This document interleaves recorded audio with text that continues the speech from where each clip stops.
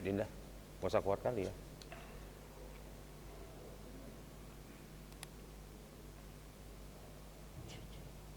Senang. Allah. Hidup nih. Bismillahirrahmanirrahim. Assalamualaikum warahmatullahi wabarakatuh. Alhamdulillahi wa kafa. Wassalatu wassalamu ala rasulillahil mustafa Nabiina Muhammad ibn Abdillah. La hawla wa la quwwata illa billah. Ilahi anta maqsudi wa ridhaka matlubi a'tini mahabbatak wa ma'rifatak. Bapak pimpinan, Pak Dodi dan seluruh sahabat yang insyaallah dimuliakan Allah Subhanahu wa taala. Alhamdulillah siang hari ini kembali dalam rangka thalabul ilmi, menuntut ilmu dalam tema yang cukup baik sekali. Bagaimana berbakti kepada orang tua kita pasca tiada. Bismillah.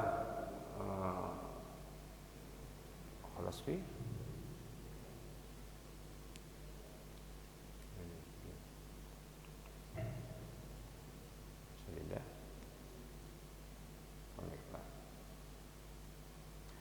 Baik, kita mulai dalam satu riwayat ya yang disampaikan oleh baginda Rasulullah SAW, di mana dalam riwayat itu ketika Nabi Muhammad naik ke atas 3 tangga sebelum menyampaikan khutbahnya. Setiap tangga yang dinaikinya Nabi Muhammad mengatakan amin. Tangga kedua amin. Tangga ketiga amin. Jadi ada 3 hal yang kemudian disampaikan. Jibril yang berdoa, Nabi Muhammad yang mengaminkan. Berarti hal ini sangatlah penting ya. Hal yang pertama adalah disebutkan dengannya liman adraka Ramadan falam yughfar lahu. Ada seorang hamba yang bertemu dengan bulan suci Ramadan tapi tidak terampuni. Ya. Maka ini jauhlah dia, abadallahu, dijauhkanlah dia oleh Allah dari kebaikan atau dari rahmat Allah Subhanahu wa taala. Maka Nabi Muhammad menjawabnya amin. Jadi kalau ada hamba yang bertemu dengan bulan Ramadan tapi tidak diampuni, padahal Ramadan adalah samudra ampunan dari Allah Subhanahu wa taala, bahkan dengannya ingin dibebaskan setiap hamba dari panasnya api neraka. Riwayat lain mengatakan bahwa surga pun merindukan hamba yang berpuasa. Maka disebutkan jikalau seorang hamba datang bulan suci Ramadan ya, tapi tidak juga taat dalam kesolehannya, maka siapkan atasnya 4 takbir dan 3 helai kain kafan ya, liwafatihi. Berarti dia hanya matilah yang bisa merubah dirinya. Kalau Ramadan datang, tidak ada sesuatu yang dapat menjadikannya lebih baik sebagai seorang hamba.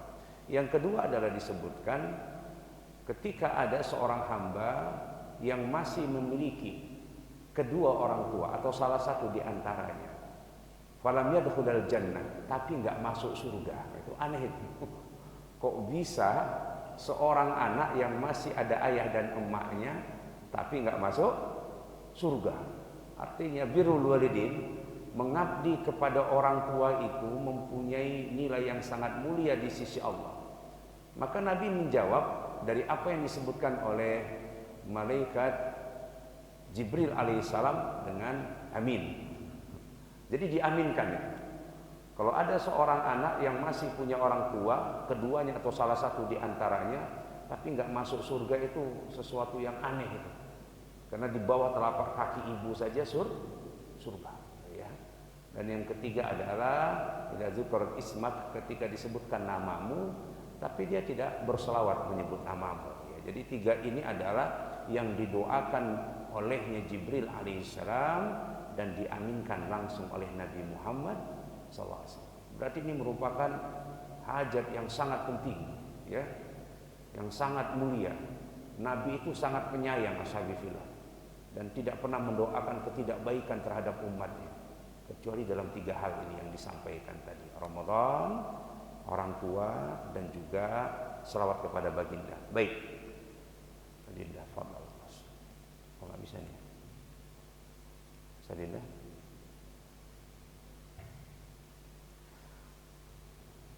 Next ya. Iya. Maka inilah tema kita, Zero to Allah, ya. Bagaimana Allah mengajarkan kita berlaku sebagai seorang anak kepada kedua orang tua, karena sejatinya tanpa orang tua, ya, we are nothing. Kita bukan siapa-siapa, baik secara biologis, baik secara ideologis, ya, karena orang tua lah. Bapak Dodi, teman-teman sekalian, sampai pada titik ini, sampai pada kesuksesannya, tentu yang paling besar adalah peran doa-doa dari orang tua, bahkan sejak kita berada di dalam rahimnya, bahkan mungkin sebelum kita terlahir dan sebelum kita ada. Semua orang tua pasti berdoa dengannya, yang diajarkan Nabi Ibrahim alaihissalam, Rabbi habli minas salihin. Ya Allah, anugerahkanlah aku anak-anak yang saleh. Next Adinda. Langsung saja, ya. Connect ini. Ya, insyaallah. Baik, yang pertama adalah I'm nothing. Ya, ini motivasi kita, kesadaran kita bahwa sejatinya kita zero to Allah, alif lam mim, yasin, nun, ada 28 huruf muqatta'ah di dalam Al-Qur'an itu. Di mana setiap hurufnya dikatakan wallahu ya'lam bimuradihi. Hanya Allah yang tahu daripada maksud huruf itu, ya kan? Ini maka menjadi motivasi kita bersama. Apa yang dirahasiakan Allah? Satu huruf, alif, lam, mim. Apa itu alif? Apa itu lam? Apa itu mim? Maka selamanya menjadi rahasia. Jangankan bicara tentang kesuksesan masa depan jauh, satu huruf saja yang dirahasiakan, yasin, ma huwa ya wa ma huwa sin, tetap saja disebutkan wallahu ya'lam bimuradi. Hanya Allah yang tahu dari makna setiap huruf, ya, muqatta'ah dari 28 kurang lebih surat Al-Qur'an yang disebutkan dengannya. Maka ashabi fillah, sama dengannya, kita ini dulu bukan siapa-siapa. Hal ata 'alal insani hinum minad dahri lam yakun syai'an mazkura. Tidakkah datang pada satu masa manusia dengan kesadarannya, siapa kamu, saat hanya menjadi bagian dari setetes air mani atau sperma itu. Siapa bapak, siapa ibu, siapa kita semua? Kita tidak siapa-siapa, dan itulah yang dititipkan di rahim seorang ibu, yang kemudian berproses kurang lebih selama 9 bulan dengan prosesnya, dan lahirlah anak yang kecil itu, yang saat ini sudah mendewasa, sudah jadi ayah, bahkan sudah jadi atuk. Terus bagaimana kita memahami ini, ya, dalam kebaktian kita kepada Allah Subhanahu wa taala dan kepada kedua orang tua kita. Next Adinda. Agak riuh kayaknya. Next terus. Ya. Terus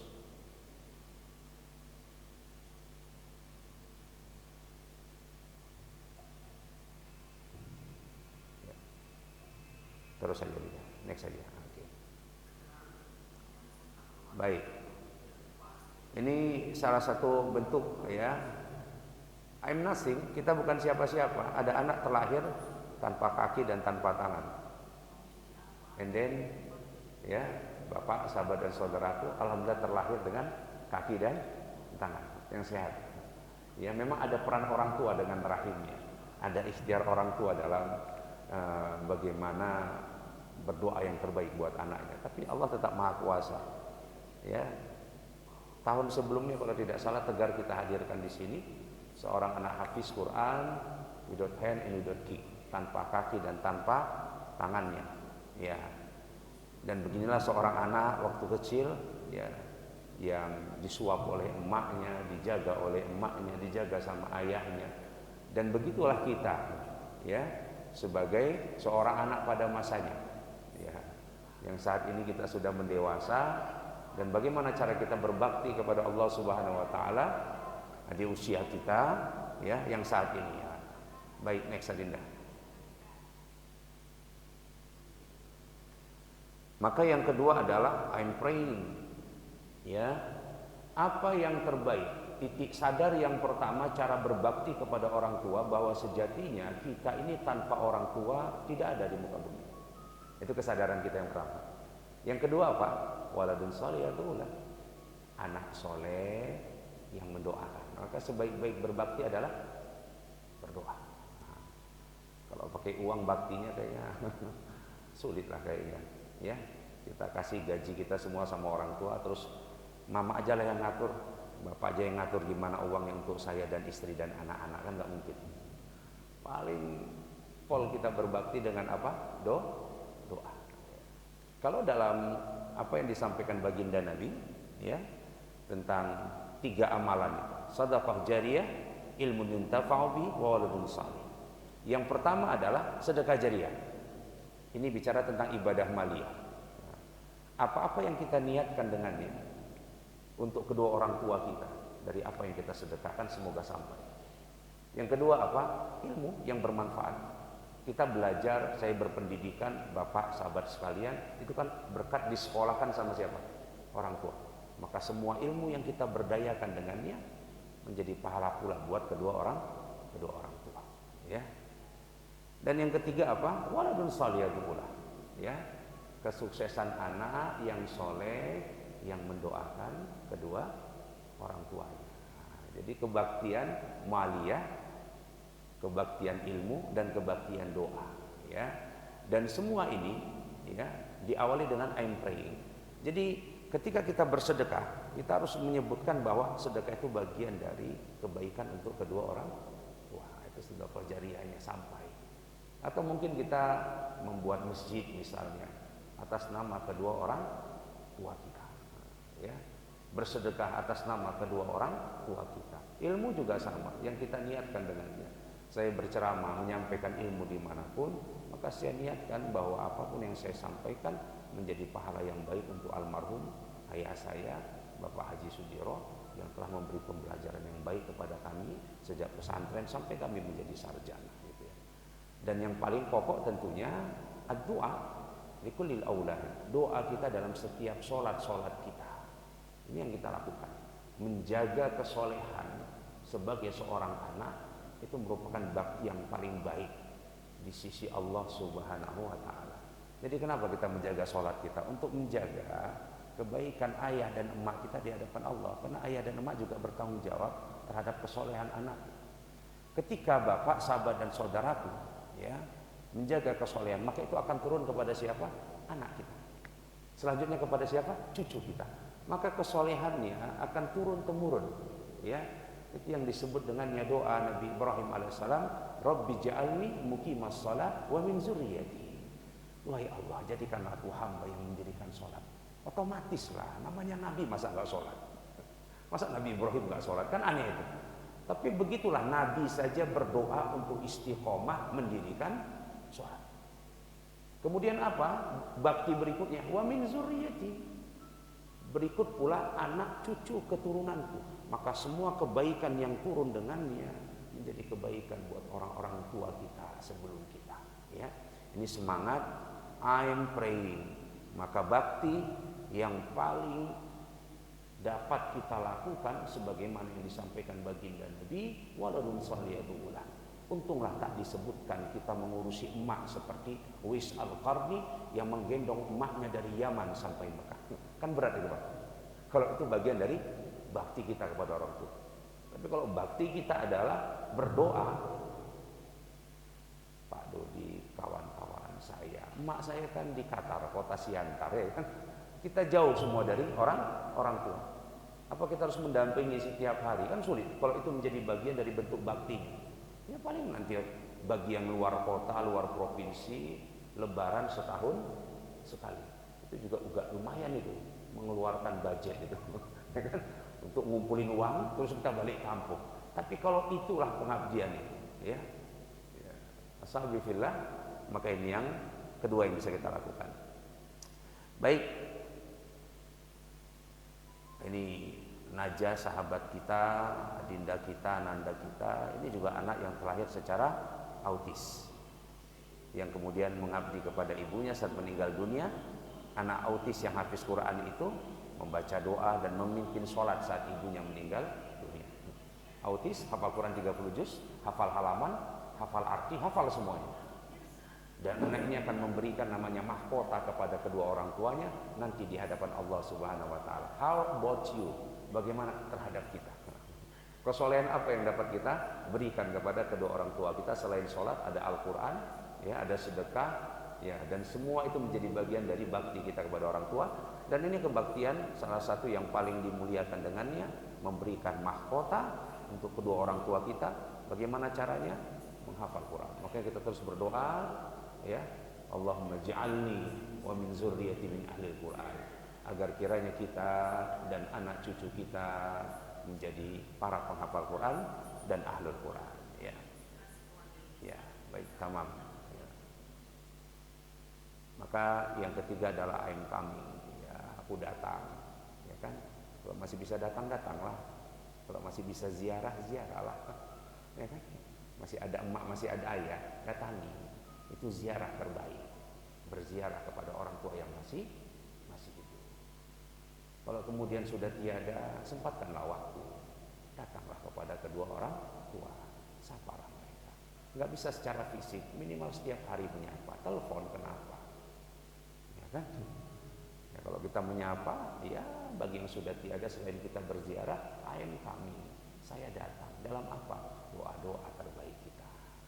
Ya, dalam setiap sholat sunnah kita, sholat wajib kita hadirkan dengannya.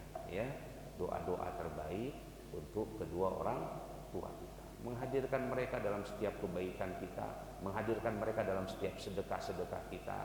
Bagaimana semuanya kita niatkan untuk ayah dan bunda kita, ya. Jadi kadang-kadang kehadiran inilah yang mahal rasanya, yang bisa kita berikan sama kedua orang tua kita. Setelah kita menikah, sibuk sama istri, sibuk sama suami, sibuk anak-anak kita, ayah dan emak kita sebatang kara. Bahkan dalam satu kisah itu bagaimana yang di Bogor itu, ya, ada dua orang tua yang meninggal di rumahnya, berhari-hari sudah mati keduanya. Anaknya semua berada di luar negara atau di luar kota. Ya, sempat ada berita itu. Jadi ada orang tua, ayah, emak meninggal di dalam rumah, tidak ada yang tahu, Pak. Ya, subhanallah. Kenapa? Ya, tidak hadir anak, baik secara fisik, ya, baik secara batin, ya. Makanya menelpon emak, saya masih ada emak saya di Siantar, ada abang saya berdua di Siantar mengawani emak saya, tapi saya berkewajiban hadir, minimal menyapa, sahur apa hari ini, masak apa, buka apa hari ini. Dan itulah yang ditunggu-tunggu kadang, ya, dering telepon dari anaknya. Jadi asabifillah, cara bakti kita, hadirlah diri sebagaimana orang tua selalu hadir bersama kita. Waktu kecil kita dengarkan cerita, kita bercerita apapun, ayah dengar, ibu dengar, padahal kadang-kadang entah apa yang diceritakan. Oh iya, mantap, oke, kan gitu. Sama kita sekarang. Nanti ayah mak kita datang ke rumah, apa ceritakannya? Nggak nyambung, ya. Cuma oh iya mak, gitu mak, ya Allah mak, iya mak, ketawa kita itu ajanya, bukan serius sekali. Kita pun dulu gitu, ya kan? Tambah lagi mak kita pikun, ya kan? Ya, ada nenek itu, ya, ibu almarhumah dari Profesor Jan Arifin Zakaria, itu tepat di belakang rumah saya. Setiap ketemu nanya, ini siapa? Ini siapa? Fadli loh nenek, saya bilang gitu kan. Padahal belakang rumah kan. Pagi dia nanya ini siapa, siang dia nanya siapa, sore dia ketemu nanya siapa. Tapi bagaimana membuat dia tersenyum? I'm coming. Oh iya, rumah di mana? Di Siantar, saya bilang kan. Ya itu membahagiakan, ya, itu cara berbakti, ya. Jadi saya kalau ke Siantar, saya ajak mama untuk ziarah ke tempat ayah, ya kan, bapak almarhum. Itu apa? Ya membahagiakan. Sebelum makan bakso, makan sate, datangi ayahnya dulu lah, datangi suami tercintanya dulu, ya. Jadi hadir secara batin, hadir secara fisik, ya. Dan itu penting. Jadi begini, sahabatku sekalian. Ketika Nabi lewat satu kubur itu, kemudian Nabi berkata kepada para sahabat, ini siapa di dalam kubur ini? Luar biasa siksanya, kata Nabi. Coba ambilkan pelepah kurma yang basah itu, kata Nabi. Kemudian pelepah itu diletak Nabi di atas kuburnya. Selama ini belum kering, maka ada siksa kubur yang ringan atasnya. Ini masih pelepah kurma. Gimana lagi doa seorang anak, gitu, Pak. Gak mungkin doa seorang anak tidak lebih baik dari pelepah kurma. Ya. Maka astagfirullah, Allahumma firli wa liwalidayya warhamhuma kama rabbayani shaghira. Itu doa yang terbaik, persembahan terbaik kita kepada kedua orang tua kita. Ya teman, sallallahu alaihi Muhammad. Iya, ini simulasi saja, ya gambaran seorang ayah dan anak. Ya, bagaimana seorang orang tua bekerja keras untuk kita dan kita tidak tahu persis bagaimana kerja keras itu untuk membesarkan kita. Dan hari ini itu yang kita lakukan kepada anak-anak kita ya. Ya, baik, tamam ya, ini simulasi ya. Baik. Jadi sabifillah, selanjutnya adalah INGV. Baru apa yang bisa kita berikan? Setelah kita sadar kita bukan siapa-siapa tanpa orang tua kita. Setelah kita sadar kita harus banyak-banyak berdoa kepada mereka. Setelah kita sadar kita harus hadir, datang. Barulah apa yang bisa kita beri? Ya sesuai suksesnya masing-masing lah. Ada yang bisa mengumrohkan, alhamdulillah. Ada yang bisa menghajikan, alhamdulillah. Ya kan? Ada yang bisa setiap bulan izin ya mak ya, ini yang bisa kasih. Ya, ketemu emak kasih, ketemu emak kasih. Demi Allah nggak banyak yang kita kasih. Tapi bahagia bukan masalah jumlahnya. Tapi ayah kita udah nggak ada, emak kita sudah tua renta, hanya dapat pensiunan bagi yang pensiunan. Yang nggak dapat pensiunan mau makan apa coba? Ya kan? Dan begitulah kita nih, I'm giving. Terus apa yang bisa kita kasih? Lebaran minimal kita kasih lah baju koko, sarung sama mertua itu aja. Kalau mau ngasih banyak pun duit berapa paling banyak? 50% harta kita pun nggak berani kita ngasih. Padahal ayah emak kita ya 1.000.000% pun hartanya dia berikan untuk kita. Nah, begitulah.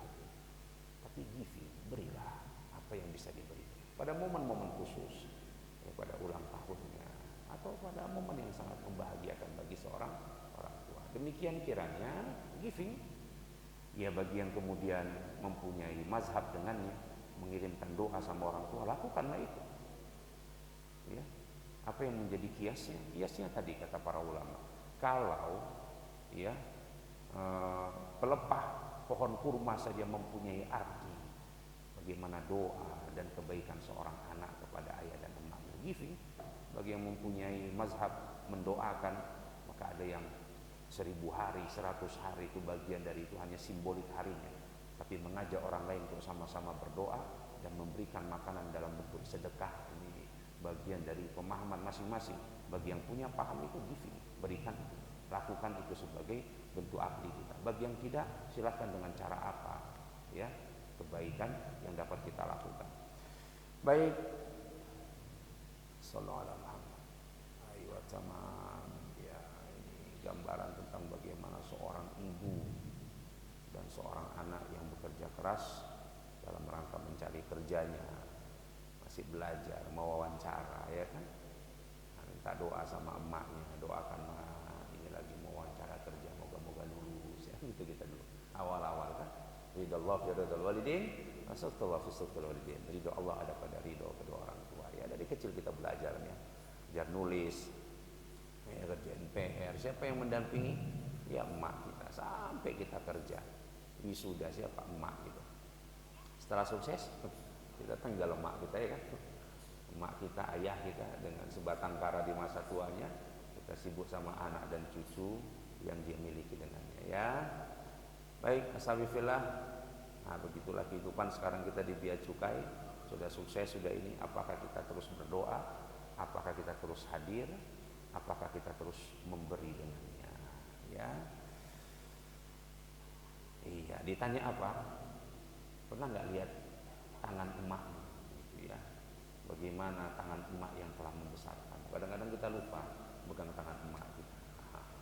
Bagaimana kerja keras emak kita untuk membesarkan kita sampai hari ini. Saya sampai hari ini kalau pulang ke Siantar, bapak, sahabat dan saudara, ya minimal ayam kampung digulir. Minimal ayam kampung digulir, dimasakkan. Itu udah tahu lah emak kita, kesukaan kita, sama tauco kikil ya. Nah itu kesukaan anak. Setiap saya datang pasti dimasakkan.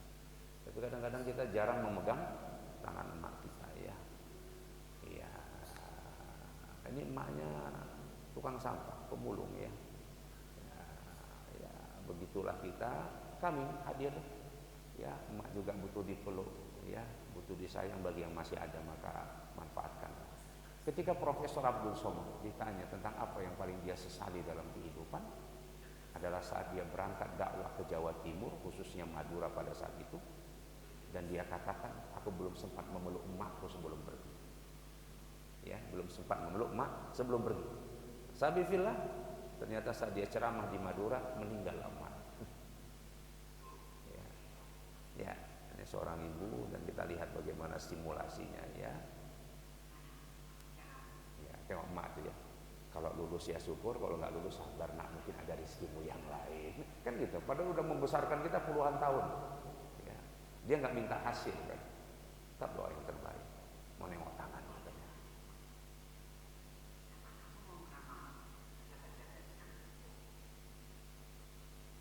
Allahumma shalli ala Muhammad, Allahumma ighfir lana dzunubana wa li walidayna wa sama. Ya. Ada tangan yang terluka, ada tangan yang tergores, ya. Ya begitulah. Kadang-kadang kita tidak hadir sama emak kita, ya, tak hadir sama ayah kita selama hidupnya, maka minimal hadirlah kita saat tiadanya. Betapa besar pengorbanan ayah dan emak kita untuk kita sampai di titik ini. Baik, sabifillah, dan yang terakhir adalah embofing, bagaimana kita menghadirkan cinta, dan semua cinta itu kita persembahkan, cinta kepada Allah, cinta kepada ayah emak kita, ya. Kita ajarkan cucu-cucunya untuk cinta kepada kakek nenek. Bagi yang sudah meninggal, titip doa, walil jaddina, walil jaddatina, dititip ya nak ya, jangan hanya mama dan ayah saja yang kau doakan. Titip juga di doamu jaddina, kakek itu, wa jaddatina, nenek. Ada juga doa untuk wali asatidatina, guru-guru, wali walidayni, dan orang tua dari guru-guru. Jadi sabifillah, bagaimana kita melahirkan cinta dari harta kita, dari ilmu kita, dari kesolehan kita, merupakan persembahan kita kepada siapa? Ayah dan emak kita. Semoga Allah Subhanahu wa taala di bulan suci Ramadan ini mengajarkan kepada kita bagaimana berbakti, sebesar-besar bakti, ya, kepada kedua orang tua, khususnya dengan semua amalan terbaik di bulan suci Ramadan. Kita hajatkan dan niatkan pula semua amalan itu untuk kedua orang tua kita yang sudah meninggal dunia. Allah alam bisawab. Demikian, dan di sini hadir bersama kita Yayasan Madinatul Quran, ya, dalam rangka spirit dan motivasi bagaimana Ramadan, ya, ini dia. Oke. Ramadan dan Enak wajibnya setelah ini, ya.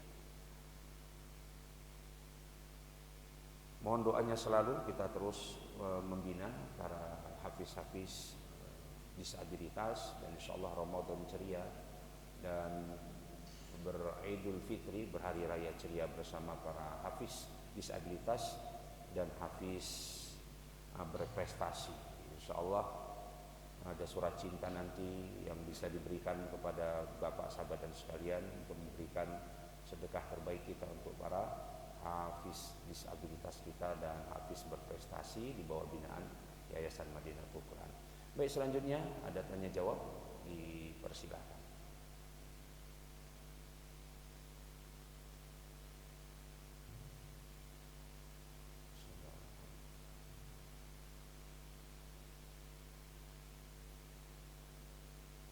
Diskusi tanya jawab.